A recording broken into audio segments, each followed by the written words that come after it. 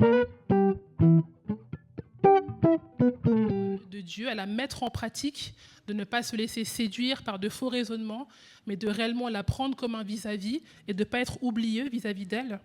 Au chapitre 2, il y avait de mettre en pratique sa foi avec cette question du favoritisme. Est-ce qu'on reçoit le riche ou le pauvre différemment? Quelle est notre attitude face à la différence? Au chapitre 3, c'était mettre en pratique la sagesse de Dieu au travers de la parole, cette langue qui peut être une source de malédiction et de bénédiction, et de vraiment choisir d'être une source de bénédiction et de parler la vie les uns envers les autres. Et donc dans ce chapitre 4, il revient un peu sur tout ce qui a été dit jusqu'à maintenant, mais Jacques s'attarde dans notre rapport les uns avec les autres. Il parle des conflits, des querelles, des divisions, de l'égoïsme, de l'arrogance et de l'orgueil. Donc ça va piquer, parce que voilà, c'est des choses par lesquelles on est tous à un moment donné concernés.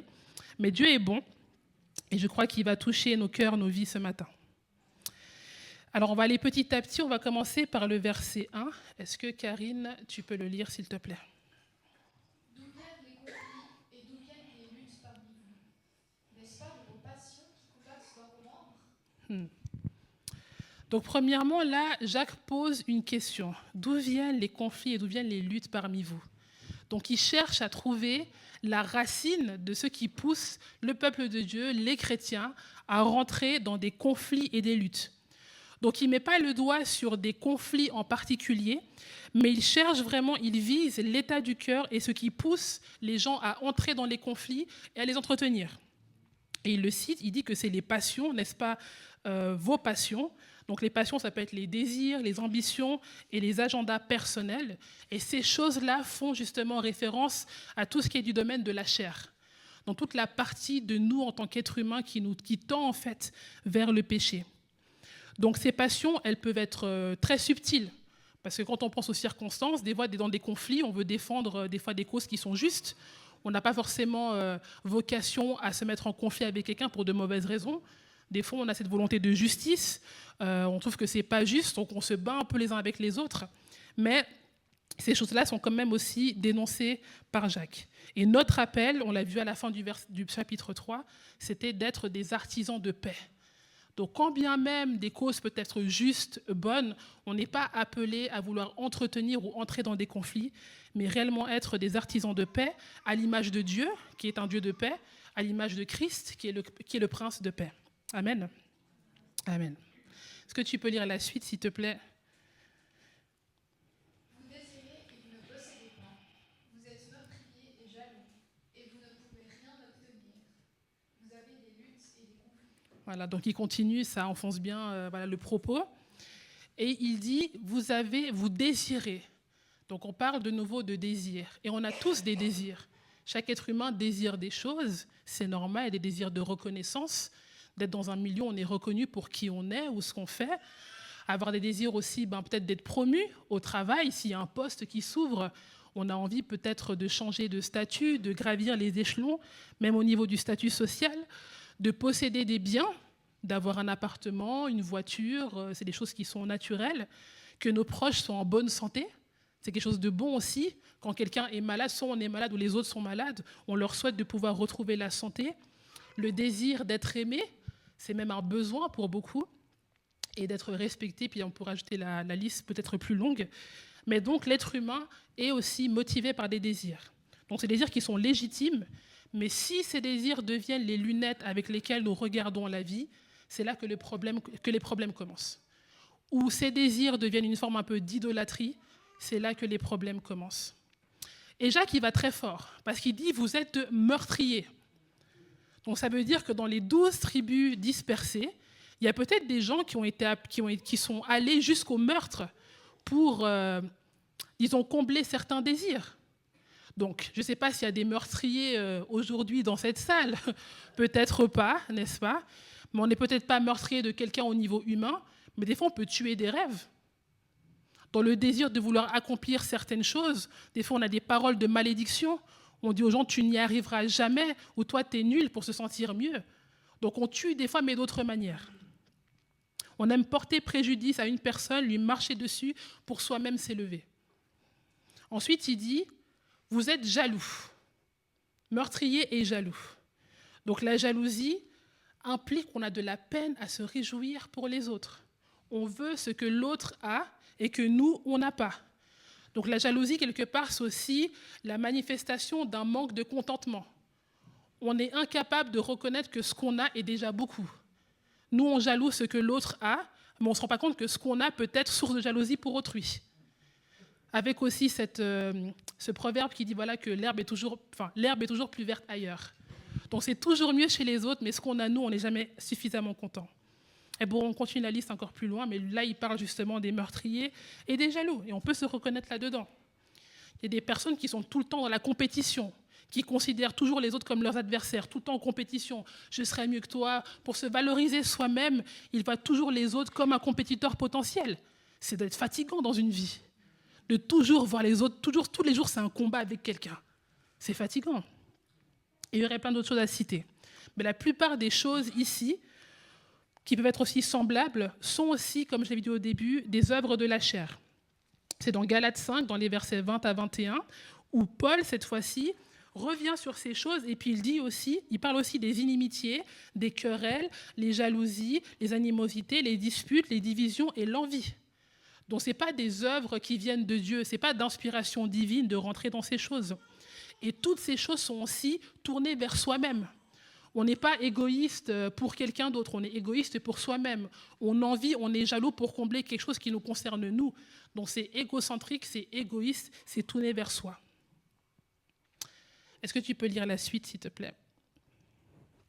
Vous ne possédez pas parce que vous ne demandez pas. Quand vous demandez, vous ne recevez pas parce que vous demandez mal, dans le but de satisfaire vos passions. De satisfaire vos passions. Quelqu'un qui est orgueilleux, il aura de la difficulté à demander, parce qu'il part du principe qu'il peut tout arriver par lui-même. Ou quand bien même il voudrait demander à quelqu'un, il va demander à quelqu'un qui l'arrange, n'est-ce pas? Il va dire, ah, tu as besoin de ça, va demander à tel. Non, moi c'est bon, je crois que j'ai mes propres relations, voilà, j'ai un réseau, je peux demander à qui je veux, voilà. Donc il n'aime pas un peu qu'on lui dise quoi faire ou qu'on lui montre dans quelle direction il pourrait aller, même pour l'aider, même pour son bien. Mais il décide par lui-même, en fait, de demander à qui l'arrange ou de ne pas demander du tout. Donc est-ce que ça veut dire que le fait de demander, est-ce que c'est quelque chose de mauvais? Je ne crois pas.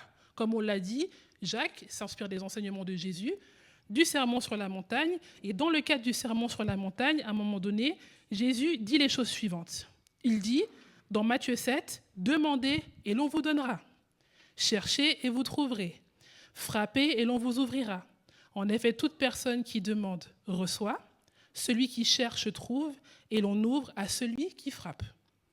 Qui parmi vous donnera une pierre à son fils s'il lui demande du pain, ou s'il demande un poisson, lui donnera-t-il un serpent ?» Donc demander, ce n'est pas mauvais. Mais là, vraiment, Jésus parle de choses essentielles. On parle de pain et de poisson. C'est un peu la nourriture de base. On pourrait dire aujourd'hui, je ne sais pas, du pain et du thon en boîte. Voilà. Des choses, voilà, on a tous des conserves un peu dans nos placards. Si un jour il y a un problème, on a de quoi se nourrir. Voilà, des choses qui sont des fois peu périssables et qu'on peut garder. Donc on parle de choses essentielles. On parle d'un besoin, pas de choses futiles et surtout pas de choses qui vont entretenir des désirs de la chair. Alors, est-ce que Dieu ne répond qu'aux besoins? Non. Dieu est un Dieu d'amour, n'est-ce pas? Donc même des fois dans les choses qui paraissent futiles qu'on lui demande, il répond parce qu'il nous aime. Mais il ne répond pas toujours comme on voudrait qu'il réponde. Parce que Dieu a un but derrière et puis il cherche à atteindre nos cœurs. Moi, je me souviens, j'ai plusieurs fois témoigné ici, mais pendant des années, j'ai été malade. D'ailleurs, c'est une des raisons qui m'a amenée à venir dans cette communauté. Je me rappelle, j'avais demandé un rendez-vous avec le pasteur Mwanza et je lui ai dit, je veux être guéri. Comment on fait? Voilà, c'est ça qui m'a motivée à venir à l'église en premier lieu. Et du coup, ce problème que j'avais m'avait déformé le visage et mon but, c'était retrouver un visage normal. Je ne supportais pas de me voir avec cette déformation et moi, je voulais, voilà, retrouver un visage normal. Donc, est-ce que c'est mauvais? Est-ce que c'est mal? Non. Il y avait vraiment une maladie, vraiment un problème. C'était pas, Dieu ne m'a pas craché dessus, n'est-ce pas? Ma requête a été reçue, mais ce n'est pas venu tout de suite. Ça a pris des années. Et dans ces années, voilà, Dieu m'a travaillé, mon caractère, différentes choses. Je ne dis pas que je suis arrivée, mais j'ai connu quand même une transformation intérieure. Donc, ce n'était pas l'objectif de Dieu premier de changer tout de suite mon apparence. Il y avait quelque chose d'interne et j'avais un tel focus sur mon apparence extérieure qu'il fallait que le Seigneur me travaille d'abord de l'intérieur. Donc la transformation extérieure est venue bien plus tard, n'est-ce pas? Mais c'était à tel point, Dieu avait tellement fait un travail que même arrivé au stade où on m'a proposé de me prendre en charge pour disons, réparer cette malformation, que j'ai hésité. J'ai dit, arrivé là, je ne sais pas si j'en ai toujours besoin. Je me sens bien. Voilà. Enfin, je m'aime. Après, Dieu m'a dit, bon, allez, c'est beau de te faire kiffer, vas-y. J'ai dit, ok Seigneur, on y est passé, gloire à Dieu, j'ai pu retrouver un visage normal. Mais Dieu veut faire du bien, mais il s'intéresse d'abord à notre cœur. Des fois, il y a des choses qu'on désire, qui sont légitimes, surtout aussi si elles sont liées à de la souffrance, mais Dieu derrière connaît nos cœurs. Des fois, on pense se connaître, mais on ne se connaît pas. Moi, je pensais que mon besoin vraiment primaire, c'est d'avoir cette guérison, que ce serait la solution à tous mes problèmes. Mais Dieu a fait au-delà. Et ça m'a beaucoup étonnée. Je suis sûre qu'ici, il y a plein de témoignages similaires. Donc, n'hésitez pas à les partager à la fin du culte. Donc, on peut demander des choses, mais ce qui est le mieux, ce qui est le plus, disons, efficace, c'est demander des choses qui satisfont, en fait, le cœur de Dieu. Dans Matthieu 6, 33, il est dit « Cherchez premièrement le royaume de Dieu et la justice, et toutes ces choses vous seront données par-dessus. » Donc Dieu dit « Mais occupe-toi de mes affaires, et ensuite je m'occuperai de tes affaires, il n'y a pas de souci. Je prendrai soin de toi. » Ça ne veut pas dire forcément que tu vas rouler en Ferrari ou quoi.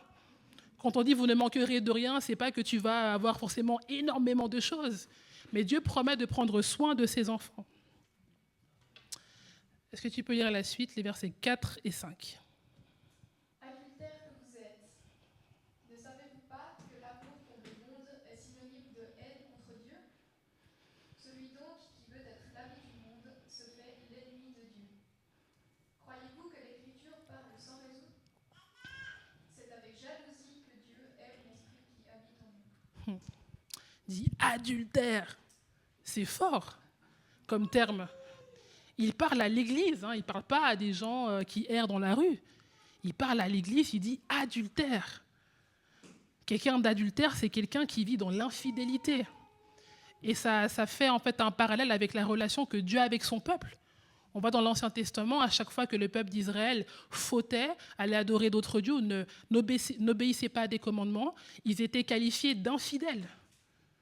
Donc c'est très très fort.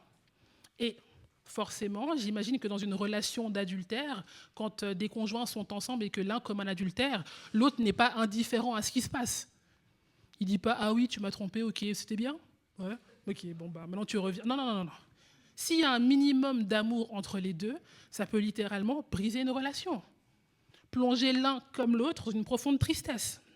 Donc c'est l'amour qui est bafoué quand on entre dans une relation d'adultère. Et une idée qu'il y a dans le monde qui est totalement fausse, c'est de dire oui, on peut aimer et tromper. Alors, je ne sais pas de quel amour il s'agit. Peut-être qu'on peut avoir de l'affection, mais l'amour de Dieu, l'amour inconditionnel, est trompé de manière délibérée. Je ne sais pas s'il y a vraiment une corrélation entre les deux. Après, on pourrait examiner les causes, les conséquences, etc. Mais ultimement, tromper, c'est manquer d'amour. Il dit adultère. Ensuite, il parle de la jalousie, que Dieu est jaloux. Donc, est-ce que Dieu est charnel? Non. Parce que là, ce n'est pas que Dieu veut quelque chose qu'il n'a pas. On dit que Dieu jalouse l'esprit qui habite en nous. Et l'esprit qui habite en nous, c'est le sien. C'est l'esprit de Dieu. On lui appartient, on est son épouse, on est en alliance avec lui. Donc, ce n'est pas une jalousie charnelle que je veux chez quelqu'un d'autre, ce que je n'ai pas moi. Dieu nous désire parce que ce qui habite en nous est à lui. On est censé être en relation avec lui et avec personne d'autre. En tout cas, en premier lieu, Dieu doit être sur le trône de notre cœur.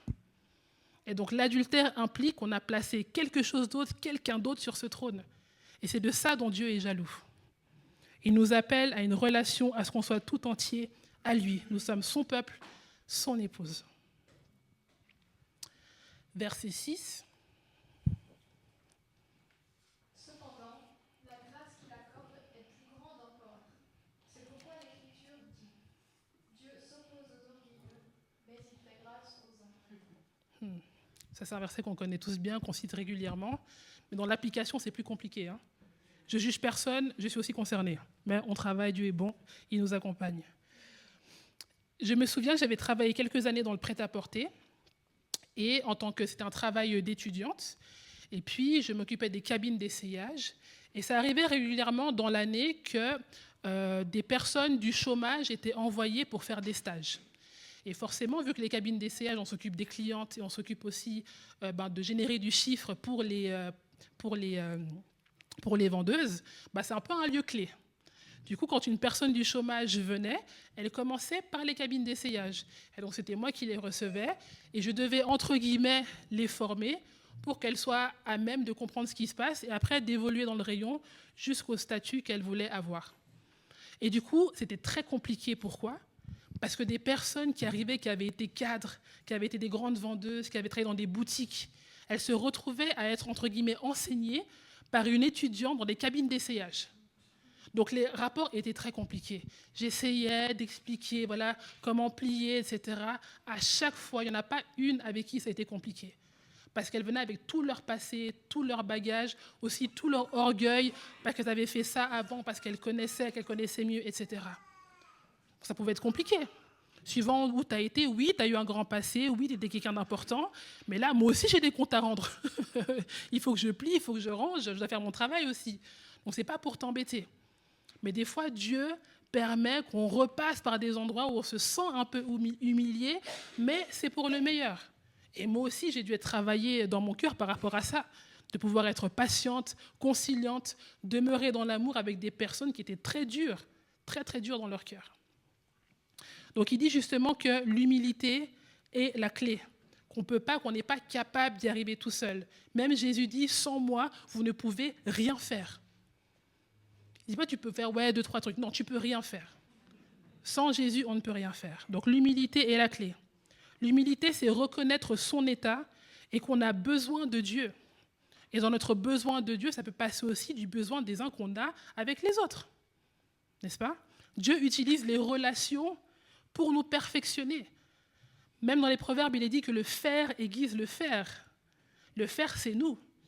Et je ne sais pas si vous avez déjà essayé, mais quand on aiguise des couteaux, ça peut faire des étincelles. Donc ça a des conséquences aussi. On a tous des caractères différents, on a tous des éducations différentes. Et des fois, quand on se frotte, ça peut faire un peu mal. Mais c'est pour nous perfectionner. Et Dieu utilise aussi les rapports les uns envers les autres pour qu'on puisse mieux lui ressembler. Et parfois, Dieu, il a tellement d'humour qu'il va faire en sorte que la seule personne de qui tu as besoin à tel moment donné, c'est la personne que tu ne veux pas voir. Tu évites une personne depuis longtemps. Tu peux aller jusqu'à Hong Kong si tu veux. Dieu fera en sorte que tu auras besoin de cette personne pour répondre à ton problème. Ça qu'il dit que Dieu résiste aux orgueilleux. Même s'oppose aux orgueilleux. Il résiste. Il dit non. Tu ne peux pas dépendre de moi si tu refuses de passer par mes principes. Parce que c'est pour ton bien. Donc quand bien même ces personnes que tu refuses avec qui tu refuses de relationner à des problèmes, moi, je veux toi te faire passer par là pour que toi, tu puisses me plaire à moi. Ce n'est pas une question de s'humilier devant les personnes, mais c'est de s'humilier devant Dieu. Parce qu'on a tous été faits à son image et on a tous besoin de lui. Et c'est en étant humble, justement, que Dieu fait grâce. C'est dans cette humilité, le fait de reconnaître son état, qu'on a besoin de Dieu, qu'on a besoin des autres, que Dieu fait grâce. Continuons un peu, les versets 7 à 10. Soumettez-vous donc à Dieu, mais résistez au diable, et il fuira loin de vous. Approchez-vous de Dieu, et il s'approchera de vous. Nettoyez vos mains, pécheurs. Purifiez votre cœur, hommes partagés. Ayez conscience de votre misère, soyez dans le deuil et dans les larmes, que votre rire se change en deuil et votre joie en tristesse. Humiliez-vous devant le Seigneur, et il vous élèvera. Il commence fort, il dit soumettez-vous à Dieu. Et en cherchant un peu ce terme soumettez-vous, en fait, normalement, en tout cas dans l'Antiquité, c'est un langage qui est utilisé dans le contexte militaire pour parler de la soumission d'un soldat envers sa hiérarchie, n'est-ce pas ? Dans le Nouveau Testament, il est aussi utilisé pour parler d'une soumission à ses parents ou d'une soumission à un gouvernement. ou aussi d'un serviteur vis-à-vis de son maître. Donc quand on parle de soumission, on parle d'accepter aussi une autorité qui est quelque part au-dessus de nous, ou en tout cas qui est responsable de nous, de redevabilité, qu'on a des comptes à rendre à quelqu'un, qu'on ne fait pas ce qu'on veut, voilà, qu'on n'est pas juste des personnes indépendantes qui faisons ce qu'on veut, qui est aussi un rapport de confiance, parce que typiquement un militaire, un soldat, vis-à-vis de sa hiérarchie, même en temps de guerre, sa hiérarchie doit s'assurer qu'il soit bien équipé, et puis que si possible, il ne meurt pas. C'est un peu ça le but, c'est de gagner. Donc quelque part, la hiérarchie est responsable envers ses soldats de pouvoir leur assurer les meilleures conditions. Et ce n'est pas juste un rapport de subordonné avec quelqu'un au-dessus. Ça veut dire que la personne à qui l'autorité revient, elle est dans l'obligation, comme je dis, d'avoir une certaine protection. Comme on l'a dit, des parents. Des parents prennent normalement soin de leurs enfants. Ils s'occupent qu'ils aient à l'école, qu'ils aient à manger, qu'ils soient aussi aimés. Donc c'est le rôle qu'ont des parents. Et dans un rapport aussi d'intimité, ce n'est peut-être pas le cas de l'armée ou d'un gouvernement, mais il y a aussi un rapport d'amour. Et là, on parle de Dieu, on dit « soumettez-vous à Dieu ». Et Dieu est amour. Donc ce n'est pas juste une soumission, oui, soumets-toi à Dieu, le Tout-Puissant, fais tout ce qu'il dit, esclave. Ce n'est pas que ça. C'est aussi se soumettre à l'amour de Dieu, dans tout ce que ça comporte, dans le fait qu'il nous aime, mais aussi qu'il nous appelle à aimer notre prochain. C'est ce qu'a aussi introduit ce matin Karine. Ensuite, il dit de résister au diable et qu'il fuira loin de nous. Donc, comme Dieu résiste aux orgueilleux, on est appelé à son image à résister au diable. Le diable, ce n'est pas l'ennemi de Dieu, c'est l'ennemi de nos âmes. Il nous tente, nous, il nous challenge, nous. Et Dieu nous appelle à lui résister, avec une promesse derrière qu'il fuira. Donc ce n'est pas une résistance qu'on doit juste subir indéfiniment, mais dans la résistance, on nous promet que le diable va fuir. Donc résister à quoi? Dans ce cas-là, on parle des disputes, n'est-ce pas? De ne pas réagir toujours au quart de tour quand on est challengé par quelqu'un, de ne pas entretenir un conflit quelconque quand on veut absolument se faire justice, parce que le diable aussi utilise des situations pour nous faire penser que oui, tu as raison, oui, continue de te justifier, oui, vas-y, montre-lui que, comme si c'est nous qui avions approuvé. Et Dieu nous dit non, mais remettez-moi cela en résistant au diable et lui-même fuira loin de vous. Donc quelque part, on n'est pas appelé à la tiédeur, parce qu'il y a un moment homme partagé. Oui, vous aimez Dieu, vous priez Dieu, vous allez à l'église, vous louez le Seigneur. En même temps, vous avez des conflits pas possibles entre vous. C'est une forme de tiédeur, être partagé. Mais Dieu désire avoir des cœurs tout entiers pour lui. Et dans notre relation avec lui, en s'approchant de lui, on se purifie toujours un peu plus et on s'éloigne des choses qui ne lui plaisent pas et qui, ultimement, nous éloignent aussi de lui. Ce n'est pas en ayant des conflits, en essayant de se justifier ou de prouver qu'on se rapproche de Dieu. Des fois, on pense que oui. Mais là, Jacques nous dit que ce n'est pas le cas. Et donc, comme l'orgueil, c'est chercher soi-même son élévation, en s'humiliant, il nous est dit que c'est Dieu qui nous élève. Donc, c'est des rapports qui sont totalement inversés avec la pensée du monde. Dans le monde, on nous apprend à être fiers, à avoir une forme de confiance en soi, mais qui est reposée sur nos propres actions, sur ce qu'on a fait, sur l'expérience, tout ce qu'on a emmagasiné. Mais là, c'est différent. Oui, tu peux être un très bon chef d'entreprise, un très bon père, une très bonne mère, avoir fait des choses extraordinaires, mais sans humilité, Dieu te résistera. Parce que ta dépendance, ce que tu as, ce que tu possèdes, qui tu es, te vient de Dieu. Et que tu as besoin, ce n'est pas obligation pour obliger, mais que tu as besoin de Dieu. Et pour reconnaître que tu as besoin de Dieu, tu as besoin de t'humilier. Et j'en ai besoin aussi. Finalement, je vais lire les derniers versets. Au verset 11, il est dit « Ne dites pas du mal les uns des autres, frères et sœurs.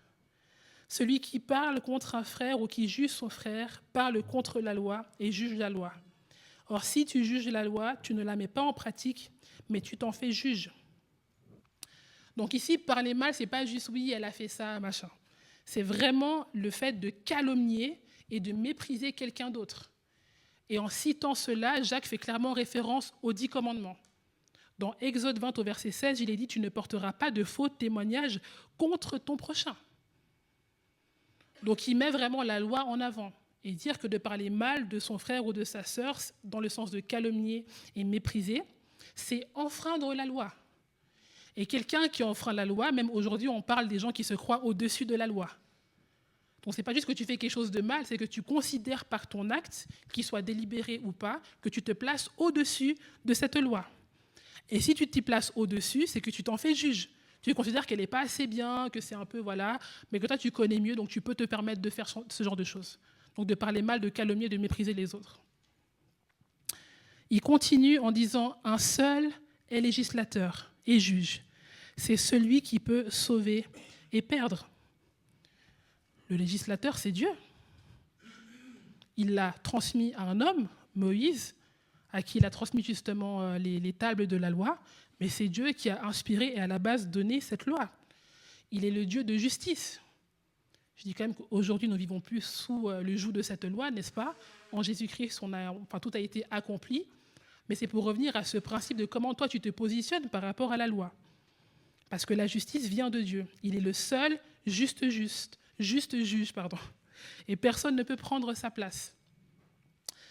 Un des versets qui, pendant longtemps, m'a vraiment motivée dans des situations où vraiment j'ai souvent été quelqu'un qui était très, animé par un besoin de justice. Moi, j'aime bien justifier les choses, c'est pas juste, je comprends pas, vouloir absolument me faire justice. Et un des versets par lesquels le Seigneur m'a un peu giflé, mais que je me rappelle aussi constamment, c'est dans Romains 12, les versets 19 à 21. Il est dit, ne vous vengez point vous-même, bien-aimés. Les bien-aimés ne se vengent pas eux-mêmes. Quand tu es bien-aimé de Dieu, tu ne ressens pas le besoin de te venger. Mais laissez agir la colère de Dieu, car il est écrit, à moi la vengeance, à moi la rétribution, dit le Seigneur. Mais si ton ennemi a faim, donc là, dans Romains, il parle d'ennemis, mais dans le cas d'inimitié dans l'Église, on parle de frères et sœurs, n'est-ce pas? Donc imaginons, même si ton frère ou ta sœur a faim, celui que tu n'aimes pas, donne-lui à manger. S'il a soif, donne-lui à boire, car en agissant ainsi, ce sont des charbons ardents que tu amasseras sur sa tête. Ne te laisse pas vaincre par le mal, mais surmonte le mal par le bien. Là, ça challenge le cœur. Hein. Quand vraiment quelqu'un, pour toi, est difficile, tu as du mal, juste la vision de la silhouette de la personne qui arrive, tu sens que ça monte jusqu'à là. Et Dieu te dit non, ne te venge pas, ne méprise pas, ne calomnie pas. Vraiment, sois artisan de paix. Surmonte le mal par le bien. Et finalement, il dit, mais toi, qui es-tu pour juger ton prochain? Donc on finit ces quelques versets par une question un peu provocante et qui perce. Il dit, mais toi, qui es-tu pour juger? Donc il nous ramène à notre état, nous ramène à l'humilité, celle qui nous fait trouver grâce aux yeux de Dieu, mais celle aussi qui nous permet d'accueillir l'autre avec grâce parce qu'on a besoin de Dieu, de ce Dieu qui est tout-puissant, mais de ce Dieu aussi qui est notre Père, et qui est notre Père à tous dans l'Église, n'est-ce pas? Amen. Est-ce que Elina, tu peux venir? On va prendre un temps pour prier. Et c'est vrai que là, Jacques parle essentiellement de l'Église, n'est-ce pas? Mais les questions de dispute, de lutte peuvent concerner différentes sphères dans nos vies. Ça peut être la sphère de la famille, ça peut être la sphère du travail, des relations, des amitiés, du couple, peu importe. Mais c'est des choses qui arrivent quand même régulièrement. Parce qu'on est des êtres humains avec nos différences, des fois ça fait des étincelles. Mais le problème, le cœur de Dieu, c'est qu'on puisse vivre dans l'unité. Et c'est pour ça que c'est le cœur de Dieu, parce qu'il sait que c'est difficile. Donc il met son dessein sur des choses qui ne nous sont pas naturelles, humainement parlant, parce qu'on a besoin de lui pour y arriver. Imaginez-vous si Dieu, depuis le temps de la création, il avait lâché l'affaire avec l'humanité. À cause des premières choses qu'on a pu faire qui étaient catastrophiques à ses yeux. Il a dit, mais j'arrête tout, voilà, je recommence sur Mars, sur Pluton. Eux, ils n'ont rien compris, j'arrête. Mais non, depuis des millénaires, Dieu a foi en l'être humain, qu'il puisse le chercher, le trouver, l'accepter, vouloir lui ressembler, pratiquer ses œuvres. Et dans tout ce cheminement, il y a des hauts et des bas. On réussit, on foire, on se repent, on se relève. Et Dieu continue de nous aimer de manière inconditionnelle. Alors ma prière ce matin, c'est qu'on puisse, en tant qu'Église, en tant qu'enfant de Dieu, de manière collective et individuelle, vouloir réellement rentrer dans ses plans. Parce qu'on a plein de projets pour l'Église, voilà, on est dans une période de rayonnement, on veut que les âmes connaissent Christ, etc. Mais si les gens viennent ici et qu'on n'a pas des caractères qui sont mieux que dans leur propre lieu de travail, des gens qui ne connaissent pas Christ, qui sont loin de l'Évangile, c'est quand même bizarre. C'est quand même un peu bizarre. Donc on a meilleur temps, avant de recevoir ces foules de personnes qui auront besoin de Dieu et de voir Dieu au travers de nous accepter d'être transformés. Donc peut-être que toi, ce matin, ça prendra forme par rapport peut-être à ton époux, à ton épouse, qui a besoin vraiment de restauration. Peut-être c'est des relations entre enfants, parents, peu importe. Mais je prie vraiment que, peut-être même s'il y a une relation que tu sous-estimais, que Dieu vraiment la fasse émerger de ton cœur. Que tu puisses réaliser que dans cette relation-là, dans ce que je suis capable de faire, Dieu m'appelle vraiment à résoudre les choses. Amen. Est-ce qu'on peut se lever? Et des fois, quand on parle d'unité ou de réconciliation, on pense qu'on doit être meilleur ami avec tout le monde. Ce n'est pas le cas.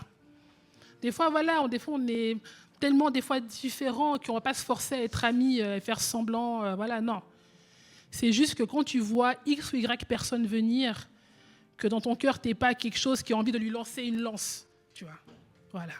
Mais que tu sois apaisé et dire, bon, ok, on n'a pas grand-chose en commun, on ne se connaît pas très bien, mais Seigneur, tu l'aimes, alors je l'aime aussi. Amen. Est-ce qu'on peut élever les mains ensemble? Alléluia. Alléluia. Vraiment, ceux qui veulent élever la voix, élevez la voix. N'ayez pas crainte, ne pensez pas à qui est à votre droite, à votre gauche. Élevez la voix vers votre Dieu. Seigneur Dieu, merci Seigneur pour ta parole qui nous guide, qui nous challenge, Seigneur. Seigneur, tu connais nos cœurs. Tu sais, Seigneur, là on a besoin vraiment de restauration, de guérison. Là où peut-être dans les familles, Seigneur, dans les couples, au travail, dans certaines amitiés, il y a besoin vraiment de réconciliation, Seigneur. Il y a besoin d'amour. Tu sais, là où dans les cœurs, il y a besoin vraiment d'humilité, Seigneur. Tu connais les cœurs orgueilleux, Seigneur. Et je te prie, comme l'a fait David, vraiment que tu viennes briser l'orgueil dans nos vies, Seigneur. Parce qu'on ne veut pas que tu nous résistes, Seigneur. On ne veut pas que tu nous résistes. On veut vivre vraiment cette grâce constante, continuelle, Seigneur.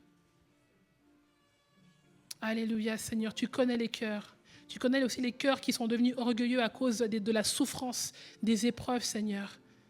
Mais eux aussi, tu les appelles, Seigneur, vraiment à se répandre à tes pieds et à recevoir vraiment ta liberté. Parce que quand on est orgueilleux, on n'est pas libre, Seigneur. On n'est pas libre quand on est orgueilleux. Et c'est pour la liberté que tu nous as affranchis, Seigneur. Et je prie, Seigneur, au nom puissant de Jésus-Christ, que tu viennes libérer quelqu'un ce matin. Vraiment de l'orgueil, de la blessure, des personnes qui ont été, qui sont senties comme bafouées, Seigneur, dans leur intégrité, qu'on a mal jugé, Seigneur. Toi, tu connais toutes choses. Alléluia, Seigneur. Ouais, Seigneur, je prie aussi que, en tant que communauté, que ce soit l'Église, ici la communauté de Carouge, mais l'Église avec un grand E, Seigneur. Seigneur, je prie qu'on puisse vraiment vivre l'unité. Vivre l'unité, Seigneur, selon ton cœur. Qu'on arrête de s'opposer, Seigneur, avec des débats théologiques futiles, Seigneur. Mais qu'on puisse réellement se concentrer, Seigneur, sur le but qu'on a en commun, de faire de toutes les nations des disciples et de les baptiser en ton nom, Seigneur. De leur apprendre ce que toi, tu nous as appris, Seigneur. Amène-nous à voir nos frères, nos sœurs, Seigneur, avec ton cœur, Seigneur. Alléluia. Oui, Seigneur, comme le dit vraiment ce chant, Seigneur, relève-nous. Nous qui sommes tombés si bas, Seigneur, relève-nous, Seigneur. Nous voulons nous humilier devant toi, dans ta présence. Reconnaître notre état, Seigneur, et se laisser relever par toi, Seigneur. Saint-Esprit, je prie, Seigneur, que surtout dans les familles, Seigneur, des fois on regarde l'autre comme si c'était à l'autre de changer. Mais je prie vraiment que tu puisses nous amener à une introspection personnelle, de voir là où nous, Seigneur, tu nous appelles à vivre un changement, une transformation, Seigneur. Tu connais nos cœurs, tu sais là où nous sommes tombés, Seigneur. Et je prie que tu viennes relever, Seigneur, que tu viennes toucher nos âmes, Seigneur, toucher nos cœurs, toucher notre volonté, toucher nos intentions, Seigneur, au nom puissant de Jésus-Christ. Alléluia. Viens faire tomber, Seigneur, tout raisonnement qui s'oppose, Seigneur, à la connaissance de Christ. Mais que nous soyons ralignés, Seigneur, à ta volonté, à ton dessein, à ton cœur, Seigneur. Alléluia. Amen.